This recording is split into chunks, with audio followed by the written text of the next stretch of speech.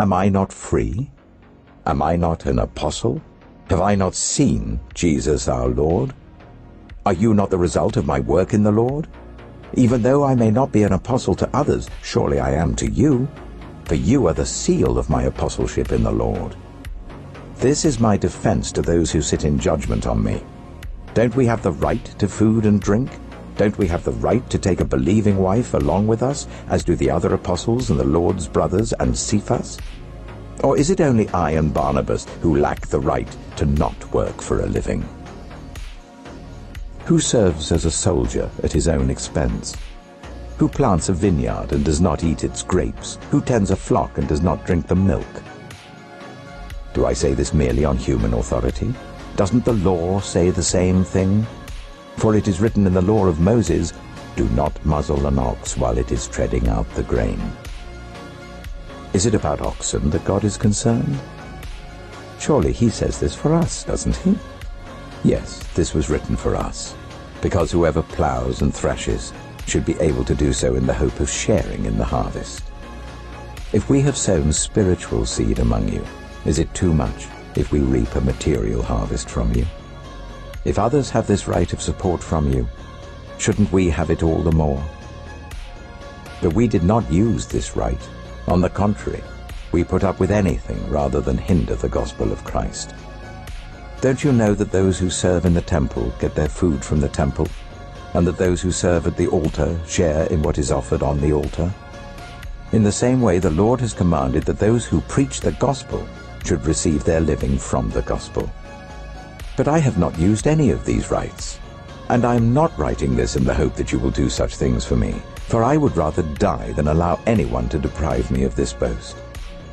For when I preach the gospel, I cannot boast, since I am compelled to preach. Woe to me if I do not preach the gospel. If I preach voluntarily, I have a reward. If not voluntarily, I am simply discharging the trust committed to me. What then is my reward? Just this, that in preaching the gospel I may offer it free of charge, and so not make full use of my rights as a preacher of the gospel. Though I am free and belong to no one, I have made myself a slave to everyone to win as many as possible. To the Jews I became like a Jew, to win the Jews. To those under the law I became like one under the law, though I myself am not under the law, so as to win those under the law.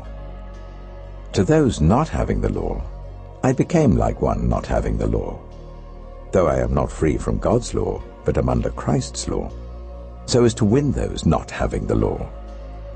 To the weak I became weak to win the weak. I have become all things to all people, so that by all possible means I might save some.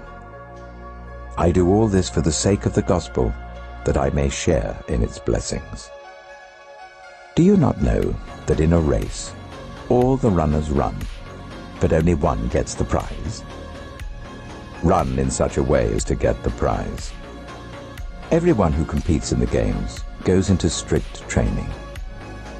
They do it to get a crown that will not last, but we do it to get a crown that will last forever. Therefore I do not run like someone running aimlessly. I do not fight like a boxer beating the air. No, I strike a blow to my body and make it my slave, so that after I have preached to others, I myself will not be disqualified for the prize.